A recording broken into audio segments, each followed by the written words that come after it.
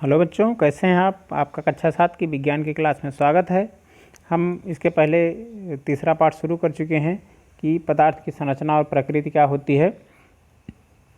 उसमें हमने देखा था कि पदार्थ किसे कहते हैं, जो पदार्थ की अवस्थाएं होती हैं, उनकी जो आणविक संरचना होती है किस तरह होती है, किस तरह ठोस द्रव गैस बने होते हैं, उनके बीच अंतराणु का स्थान होता है और अंतराणु का आकर्षण बल भी पाया जाता है। ये सारी चीज़ें हम पढ़ चुके हैं पिछले लेसन में। आज हम उसके आगे शुरू करेंगे कि एक हमारा नया टॉपिक है कि तत्व क्या होते हैं और यौगिक क्या होते हैं। क्या होते हैं तत्व और क्या होते हैं यौगिक। तो एक एक चीज़ के बारे में समझेंगे, ध्यान से समझना है, बहुत महत्वपूर्ण पाठ है ये कि तत्व क्या हैं और यौगिक क्या हैं।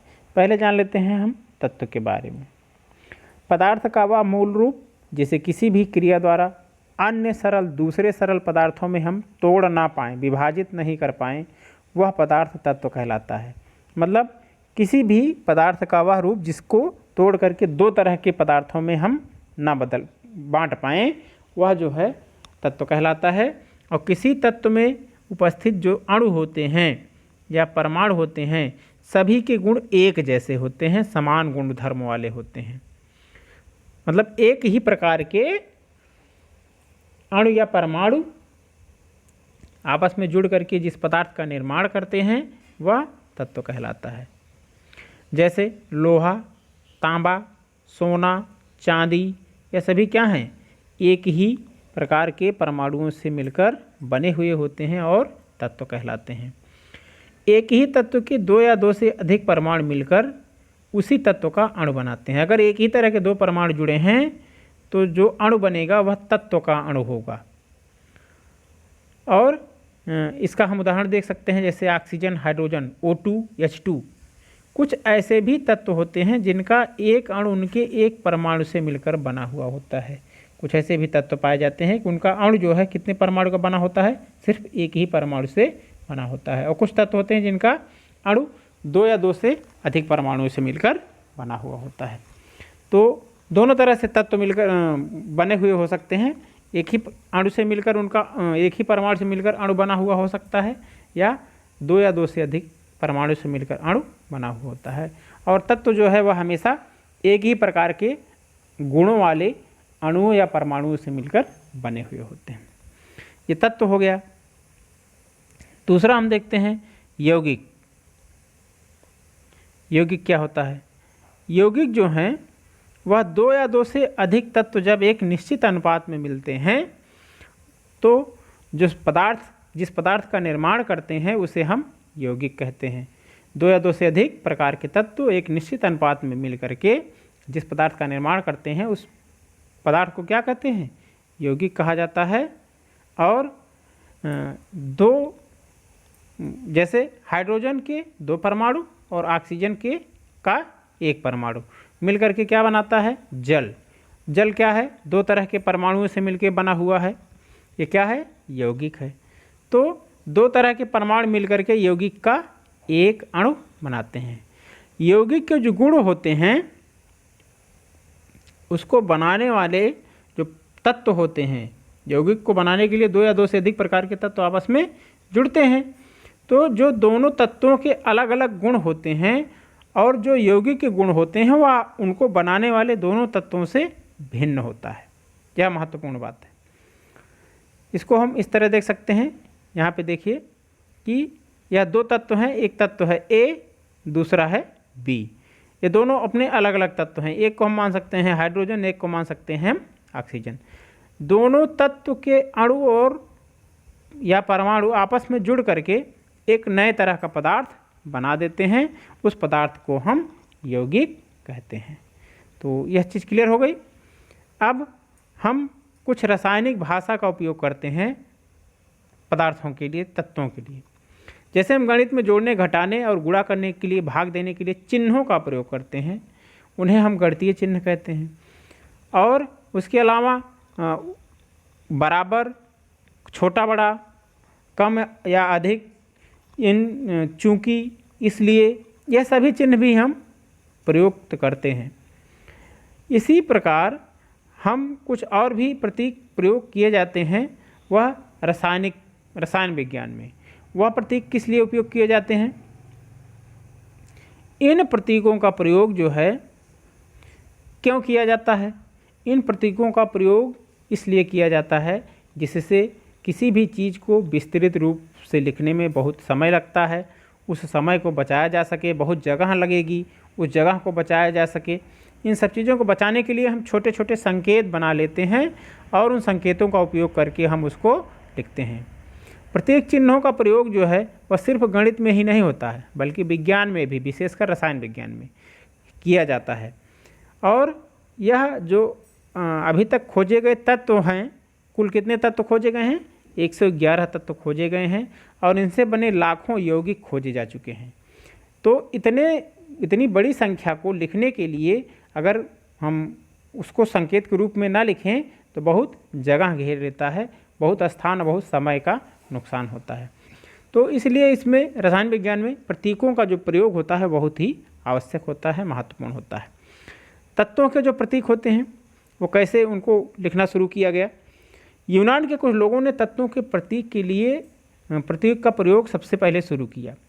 1808 ईस्वी में अंग्रेज वैज्ञानिक रसायनज्ञ जॉन डाल्टन ने सभी तत्वों के संकेत जो है वृत्ताकार रखने का सुझाव दिया। उन्होंने क्या कहा कि संकेत कैसे हो? इसे वृत्त के आकार के सभी तत्वों के। किसने कहा? अंग्रेज रसायन विज्ञान के अंग्रेजी रसायन वैज्ञानिक जॉन डाल्टन ने।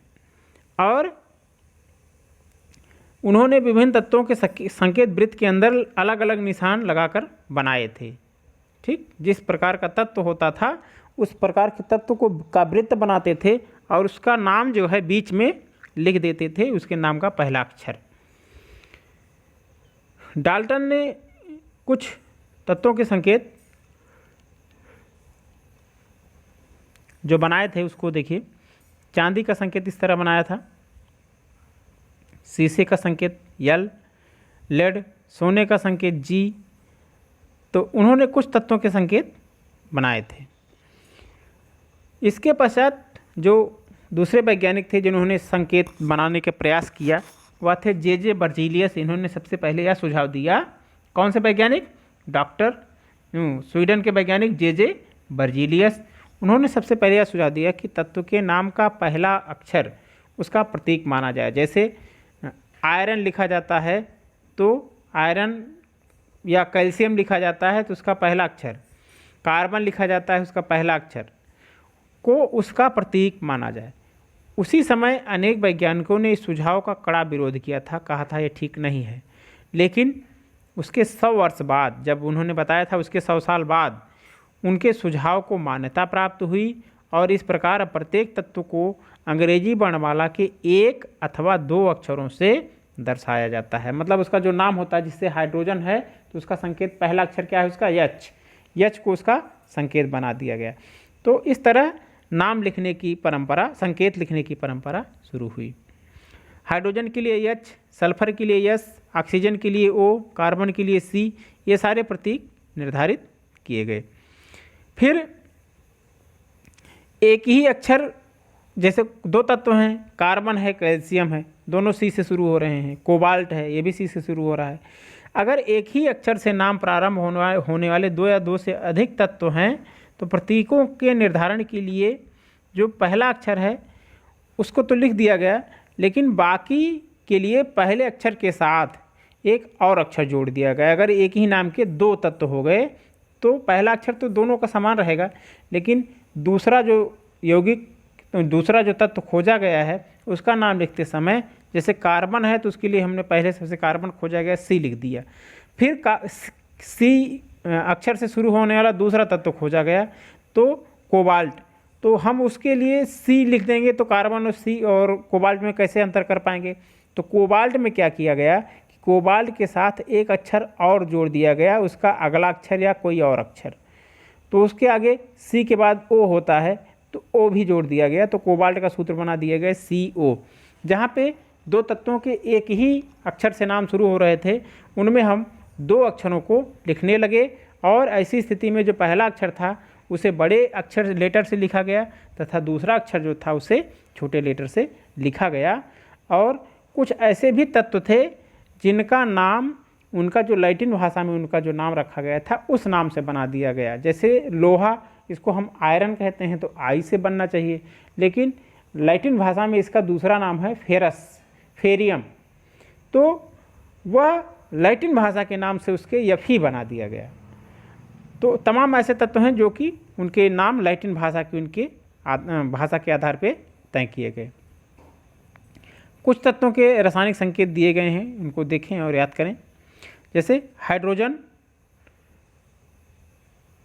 Carbon, fluorine, nitrogen, phosphorus, sulphur, aluminium, argon, bromine, calcium, chlorine, cobalt, helium, magnesium, neon, silicon.